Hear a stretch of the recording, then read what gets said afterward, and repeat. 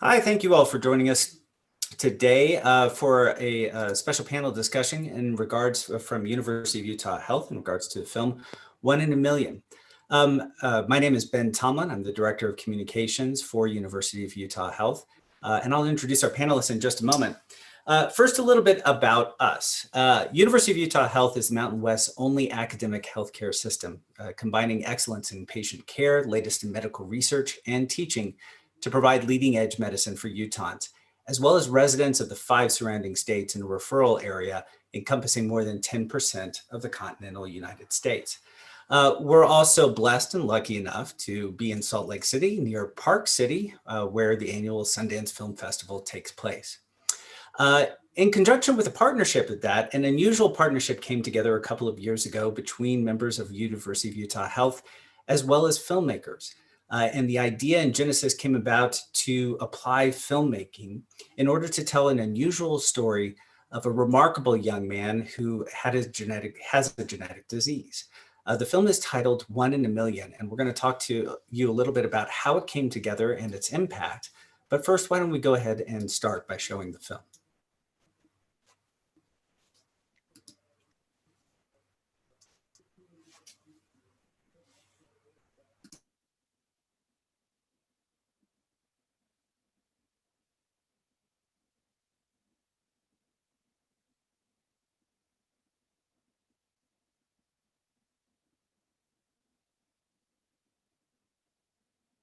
Tyler, what should we do today?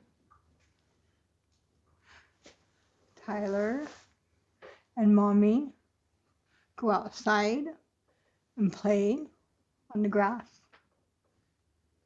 Yeah. Tyler is just this little perfect person in a very broken body. Tyler was a normal, typical developing child until he was 6. The first thing that started to happen was that he fell down a lot. It's like, oh, he's a dork, kind of like me. 6 months after that, we took him to the doctor, and they told us that he had atrophying of the optic nerve. They started doing testing, CAT scans, MRIs, nerve biopsies, and everything came back completely normal. Clinically, he was supposed to be perfectly fine, but he had all these symptoms. He started having seizure-like activity. He lost his hearing, and then he stopped walking. I remember asking, what do I do? What's his life expectancy? They told us that by the nature of his disease, it was terminal because of how fast it was progressing. We were just numb. And I just didn't eat. And I didn't sleep. And I would lay in bed with him and cry and hold him. And he would touch my face. And he'd ask me why I was crying. And I said, I just love Tyler. I was watching a part of him die every day.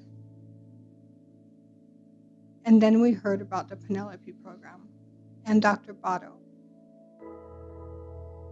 Tyler came to us and we were very concerned about him because things were getting worse. Just the way he touched Tyler was loving. And I could see right there that he cared. Traditional medical science had not found an answer for Tyler. So we decided that the best chance of finding a diagnosis was to do exome sequencing. This test is able to look at all of the 20,000 genes that we have. The next step was to take 3 blood samples: Tyler's blood, his mother's blood, and his father's blood. Those samples were sent to ARUP laboratories here at University of Utah Health. Each one contained a genetic mystery all its own.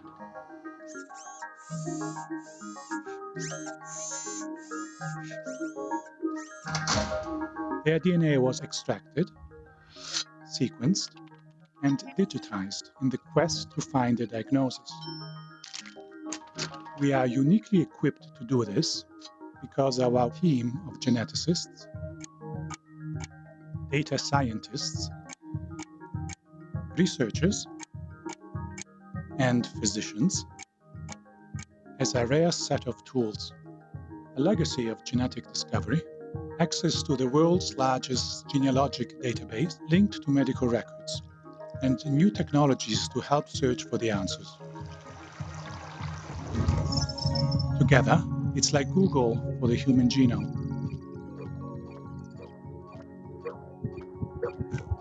In Tyler's case, we spent weeks searching for an answer, looking for one random mutation in a gene. Imagine trying to find one misspelled word in the entire Library of Congress. When we went into the office, there was that sense of anxiety. What if it was the worst case scenario? Yeah, hi, Tyler. So how's Tyler doing today? Our team of researchers and clinicians came together to discuss Tyler's case. What we found is that there was one gene that had just a tiny change. Depending on the change in this gene, you can have something that's mild or something that's very severe. Tyler was somewhere in the middle. So there was hope that we could actually turn things around. They also told us that there was a supplement called SAM-E, and they felt that it would improve his endurance and his strength. Supplements, which did not cost $1 million, but could be found in any health food store.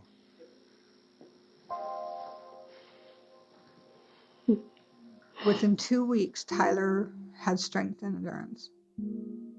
That was incredible. The sky was bluer and everything was amazing.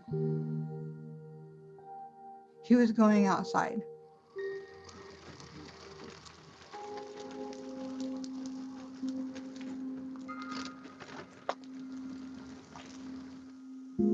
He was happy.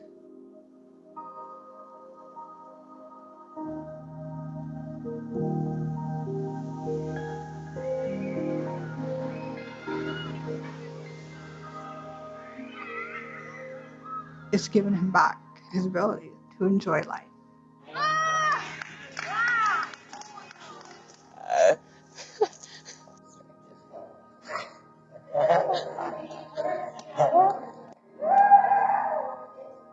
Do you remember the moment you found out that Tyler was getting better? It was a special moment. It was a special moment.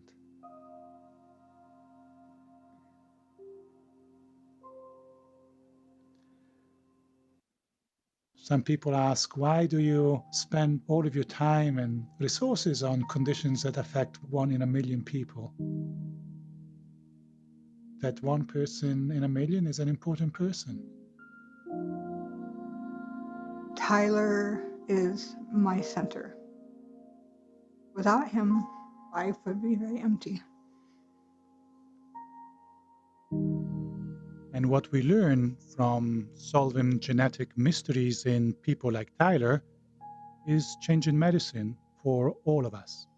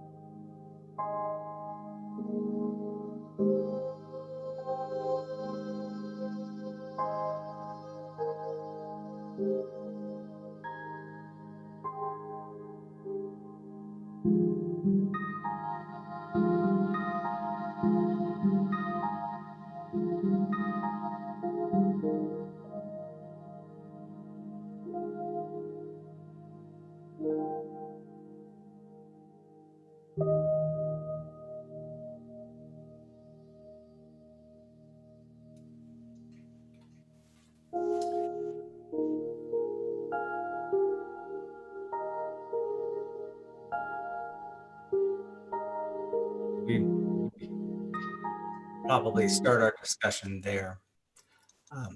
One in a Million was directed by independent filmmakers Ross Kaufman, who's known for 2005 documentary Born into Brothels, which won the Academy Award, and Jeremiah Zagar, whose film in 2018, We the Animals, premiered at Sundance and was released in theaters later that fall, went on to earn 5 Independent Spirit nominations. We showed this film, premiered it for the first time during the 2019 Sundance Film Festival at a panel discussion. So we're joined today for this conversation, and we're delighted to be with you all here today.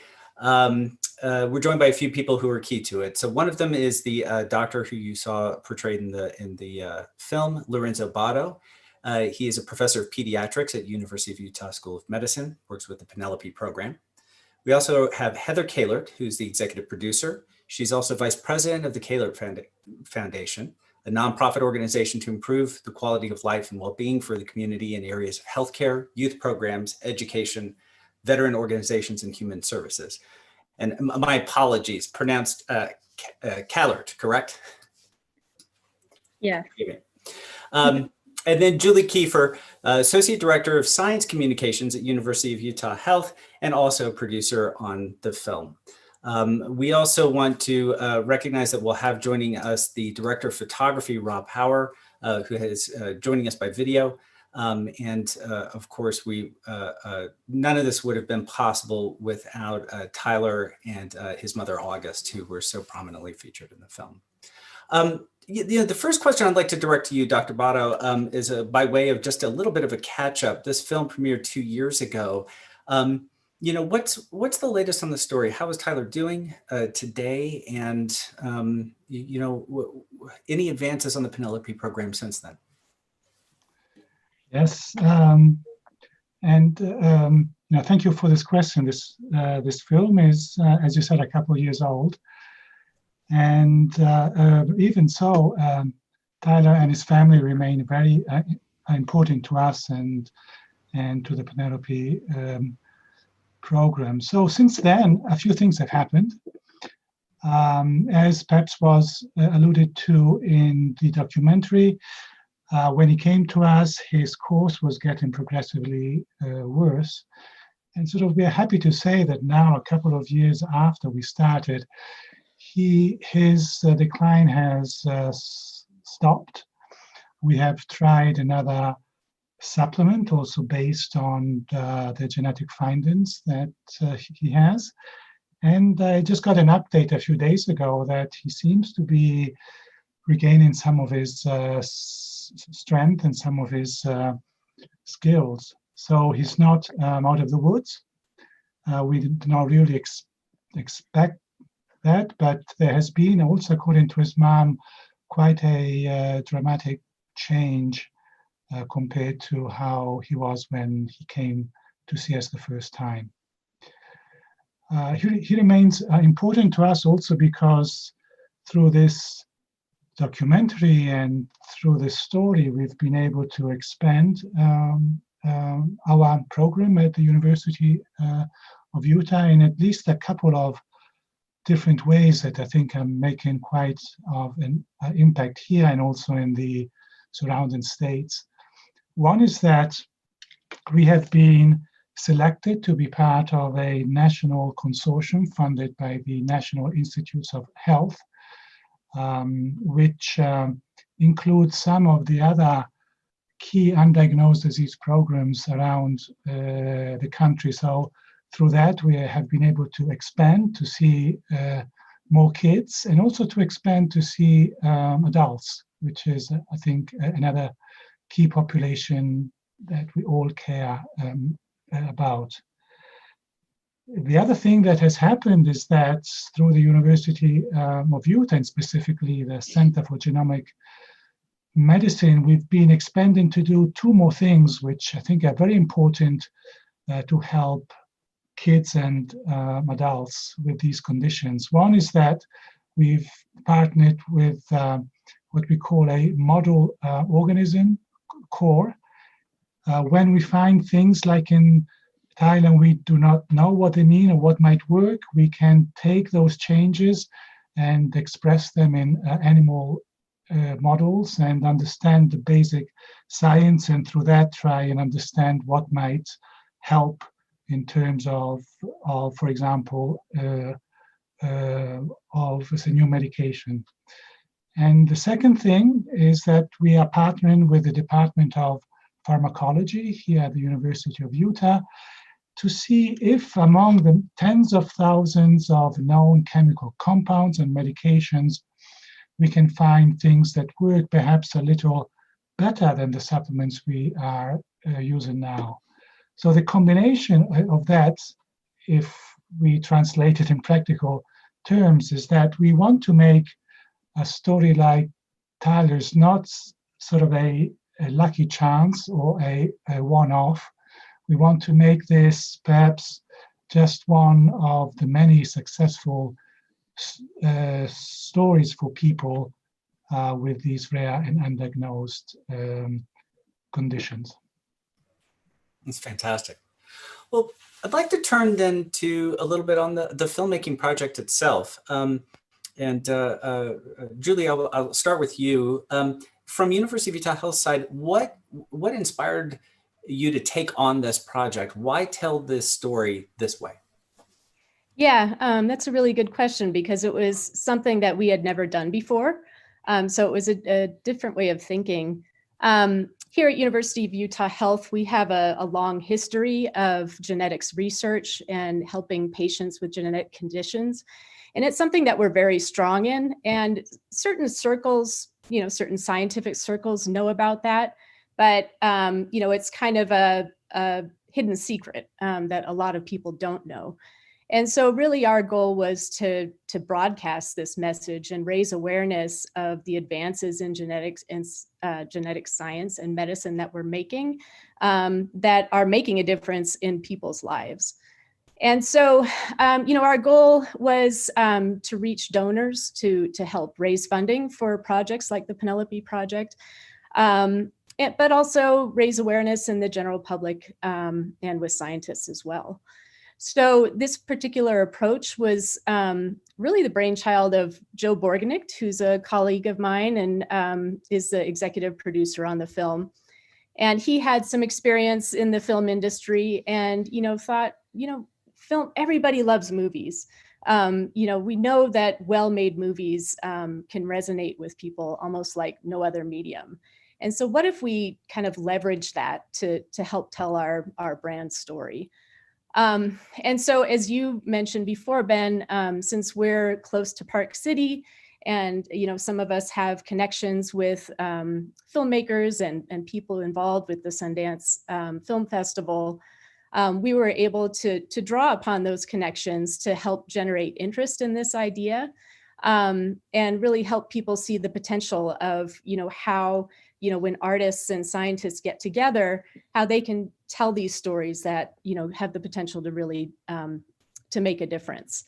I think the other part of that is that, and we found this too, that this approach is very different than traditional PR and media outreach, where you have a story that lasts in the news for maybe 2 or 3 days, maybe a week if you're lucky. I mean, here we are almost 2 years out, and this movie is still making an impact. So I think that's one testament to the fact that this is something that we feel works. It's also reached a number of different audiences, and we were able to introduce it to new audiences through film festivals, private screenings, things of that nature that is just not possible with other types of publicity. So we're really grateful to Heather Callert and the Callert Foundation for seeing the potential of this approach, because it's really taken this story in different directions that we never would have anticipated. That provides a good segue for me to ask Heather, what inspired you to get involved in this project and take it on as a producer, and how have you found the experience to be? This has been the best experience. So one thing about kind of what I do in terms of working and running a private family foundation, we work with lots of nonprofits in many different industries. And we work more like venture capitalists when we're looking for return on investment in human beings, right?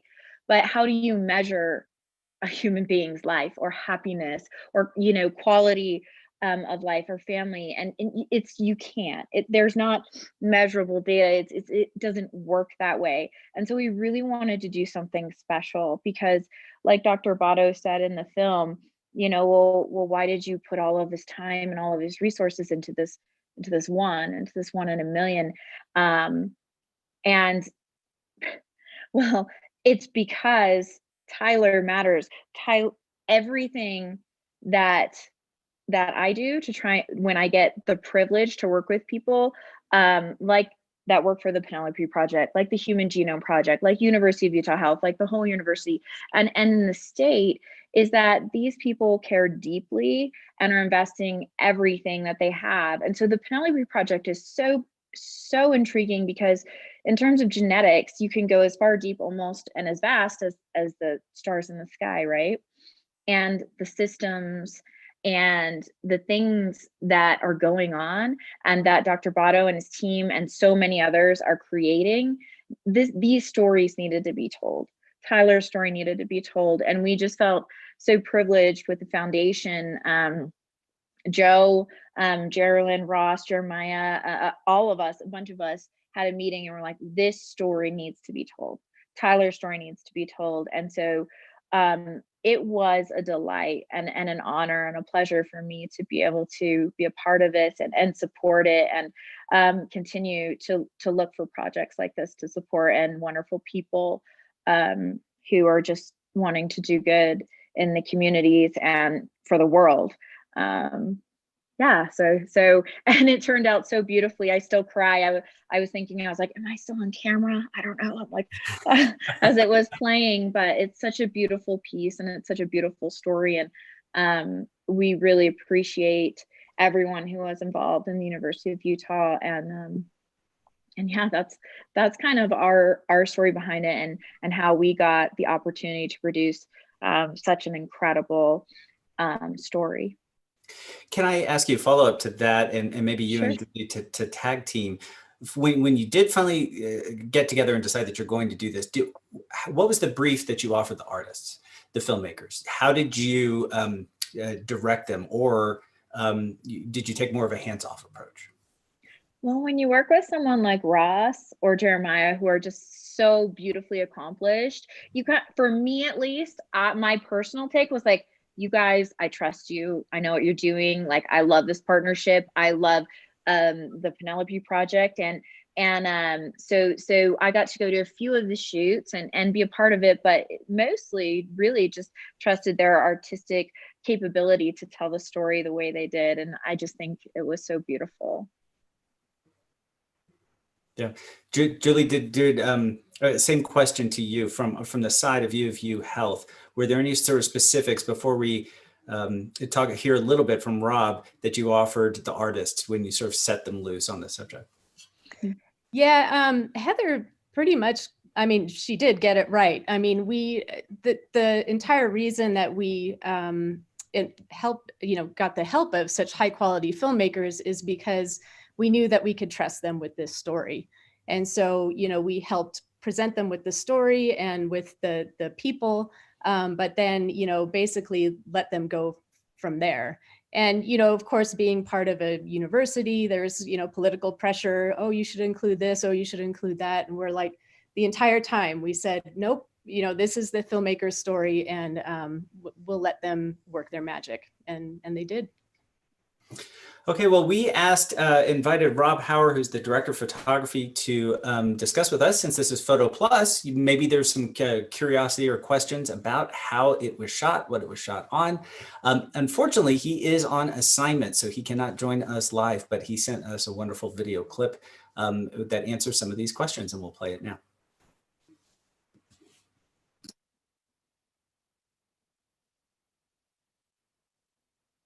Hey, my name is Rob Hauer. I'm the cinematographer behind One in a Million. Thanks for checking it out. I'm here in Atlanta right now on another job, and I wish I could be there at least live in person or live virtually to answer questions. I think it's great that people are interested in this film. The Penelope Project is something that is paramount and important to both the medical industry and our world. I feel like with this approach, we are able to better understand and better comprehend global disease. And that's especially important right now. So looking back on the film, which I just watched again, it brought back a lot of positive memories of telling Tyler's story. Creatively for us, Jeremiah Zager is a longtime collaborator of mine, great director, and there was a lot of trust. I want to thank both Jeremiah and Ross, who co-directed the piece, for trusting me and the collaborative effort that we went through to bringing Tyler's story to life. I mean, there's a lot of technical approaches I can go through, and I should just state, if anyone has further questions and I can't fit it all into this short format, please don't hesitate to reach out. But for those of you who are curious, we approached the film shooting kind of this world in a very macro sense for a lot of stuff, trying to get the details in the medical world visually, as well as the macro story of Tyler's journey. So from a technical standpoint, we shot on red with a lot of Leica glass for most of the project. The interviews were done on the Canon Dream lens, which is a very unique lens that allows for very shallow depth of field, as you could see with those interviews. Really helps separate your subject from the background. And then we also did some stuff on some ultra primes, some Zeiss ultra primes. And all of Tyler's story around home was actually shot on Canon C300s with some of the Canon zooms. I use a lot of different filtration too to kind of separate parts of those stories, and that's part of kind of some of the things I do in certain situations. But even more important than the filtration and lenses is, for me, the light and that we can both craft at a certain time of day, and the light that we can bring into a situation, whether it's those macro shots or the way a certain laboratory is feeling, faces are feeling. All that is really paramount to bringing the story to the forefront. So there's so many different approaches to that. These are some of the tools we used in approaching the story. And I think we wanted like a very calm camera through a lot of it. And then things around the home with Tyler to have a little more natural flow. So a lot of that was handheld, whereas more of the stuff between in the medical setting was much more controlled. And again, in the macro world, we use color contrast and light to vary things up, but it had a little more drama to it. And the camera was a little bit more in quiet, if you will. And with Tyler, we wanted to bring a little bit of that energy back into his life that was mirrored with the camera as well. So a lot of that was me hand holding the camera and being intimate and close with Tyler and his family. Again, happy to answer more questions. It was a privilege to be part of this project. I do want to say I appreciate when a client like the University of Utah can trust myself and the directing team to carry that vision forward and express ourselves visually. It takes a lot of trust, and that trust is combined with a excellent story like Tyler's, which is paramount to beginning that journey from a visual perspective. So again, feel free to reach out with any questions. I hope it was educational and touching. It is for me watching it again too. So thank you everyone for taking the time to watch it. Dr. Botto, I have a question for you being on camera. What was it like for your experience to have been filmed, and I suppose to have been quite often in our lines of work, you are asked a great deal of information from the scientific perspective. Obviously, that's very familiar. But to be working with filmmakers who are also asking such intimate questions and are spending so much time, I think, in some very quiet spaces with you.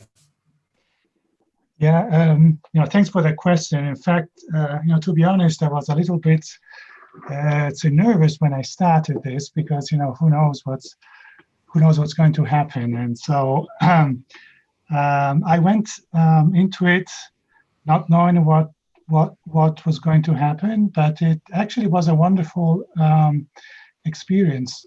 As you saw, there were two parts of this. One was sort of the interview piece, and then there was a piece when they filmed me and part of the team actually visiting Tyler. And it was interesting because I had never had a patient visit with a huge camera sitting a few centimeters from our faces. But the filmmakers were so I don't know how to say it, that they were so into this that after a few minutes, it was as if they weren't even there. And so the whole scene when I was speaking with Mom and with Tyler was just what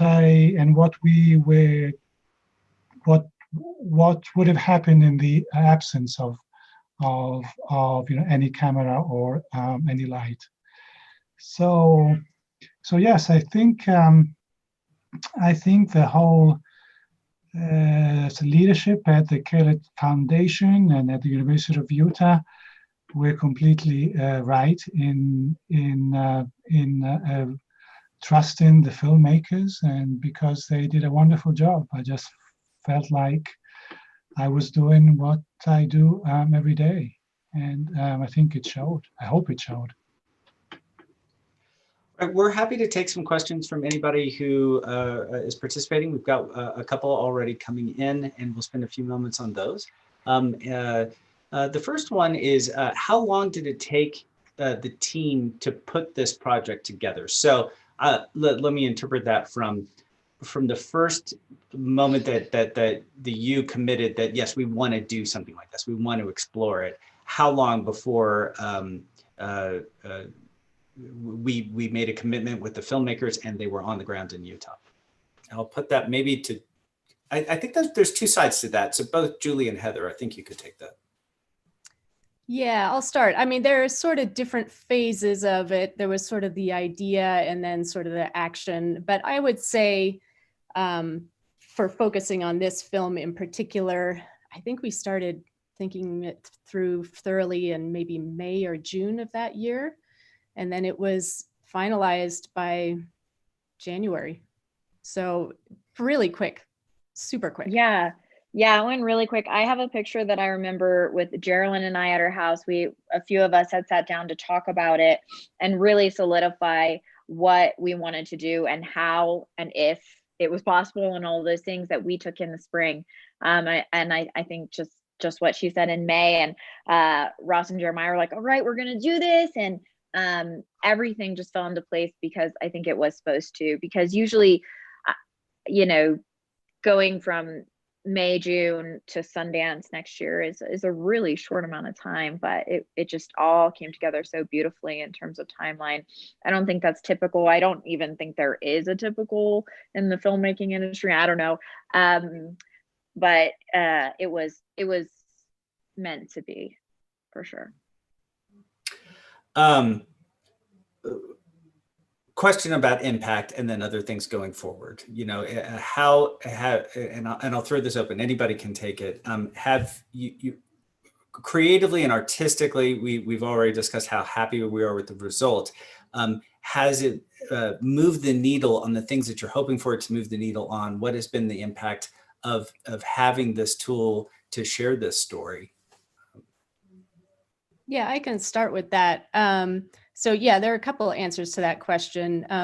First of all, it did achieve the goal that we set out to, which was to gain the interest of philanthropy and different audiences. So we know that through these private screenings, I mean, we've engaged just a whole different set of people and brought their interest to the University of Utah Health, of people who we've never interacted before. And so it's been a really interesting way to pull in different people. Also at the scientific level, we were able to show this film at the American Society for Human Genetics meeting, which is a big scientific meeting that's held every year. And I think Dr. Botto was at a panel at that meeting. So that was one way to get it out to a scientific audience. Also, the National Institutes of Health, which is the nation's largest funder of biomedical research, took an interest in the film, and they did show it at their annual Rare Disease Day event, and referred to it elsewhere. So that was really exciting. But the other thing that happened is that this film took on a life of its own.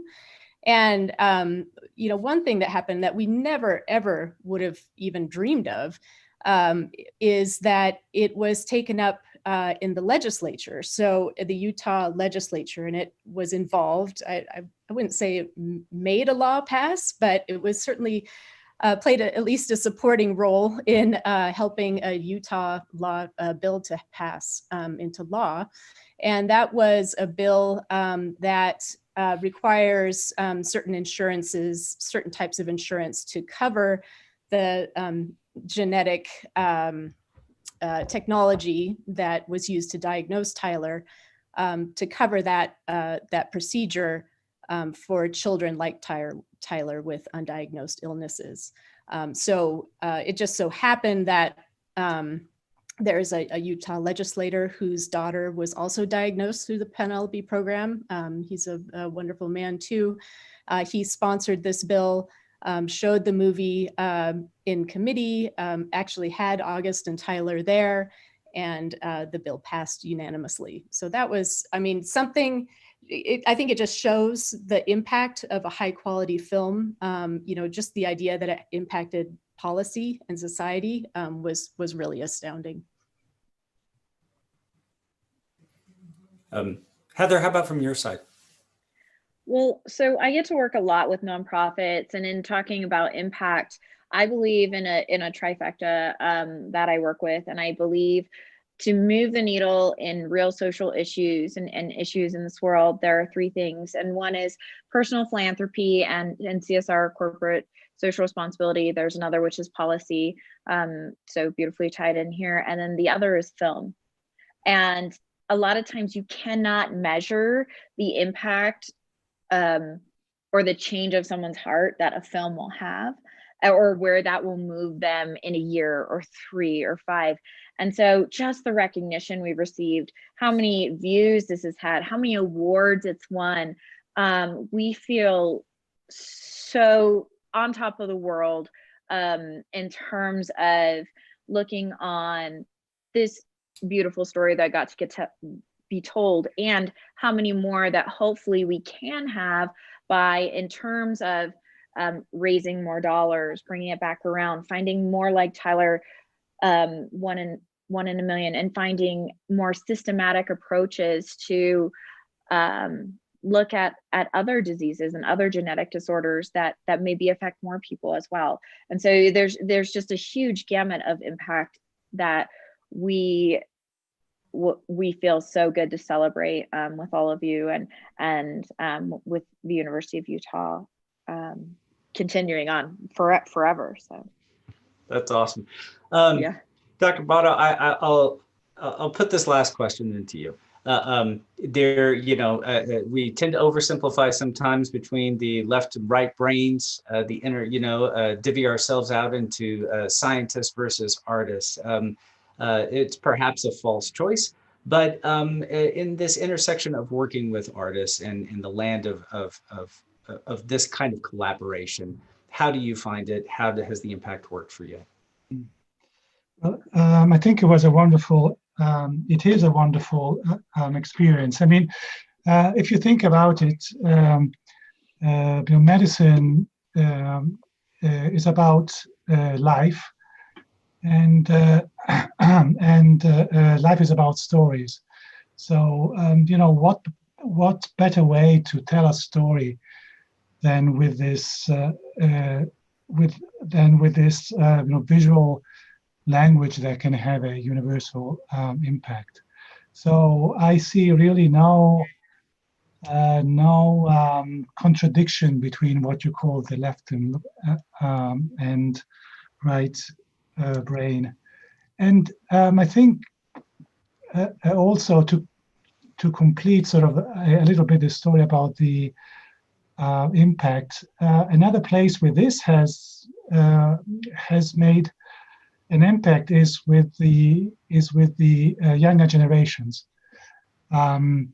it's been remarkable how many medical students, people coming out of university, say people who are getting into medicine have seen this film, and how many have reached out to say, well, in all of the things that we could do, perhaps we want to go into medical genetics and see if we can, make a difference in the years and decades to come for people like Tyler. A couple more questions from the chat, and I think Julie, you might be the one to take them. So anyone who wants to do this type of work with an institution like U of U Health or with other scientific groups, any tips for engaging in this type of space? I think, it comes back to a theme that we've talked about a lot throughout this this interview, which is it comes back to story. I mean, you have to find that story to tell, and we actually searched pretty hard for the right story. First of all, we had Ross and Jeremiah, the directors, come out and kind of meet a bunch of the scientists and physicians we have here, and they were actually the ones who honed in on the Penelope project. So that's Dr. Botto's project, and so they had a hand in finding that. But then we also had to find the right patient story, and we spent a long time searching for that as well. And when we finally met August and Tyler, I mean, we knew that was it, because August is just so transparent, and she could very much play the victim in all of this, but this is her life. She knows how to deal with it. And then Tyler is just always smiling and such a sweet boy. And when the two of them were together, it's just like magic, especially with that sign language. And I mean, they're just a beautiful pair to watch. So, I mean, I think finding that right story, finding the right people to portray that story was critical. It would not be the same film without any of that. Well, all right. I think that is a good place to leave it. It's about 5:45 now. So, my thanks to all of you for being a part of this conversation. Thanks to PhotoPlus for hosting us here. It's not often that from the health and science community, we get to show up and talk with other storytellers and craftspeople who are doing such a good work. So thank you for having us, and we hope that this answers some questions. And we absolutely, one question we saw in the chat here was, are there any other projects of these types, going forward?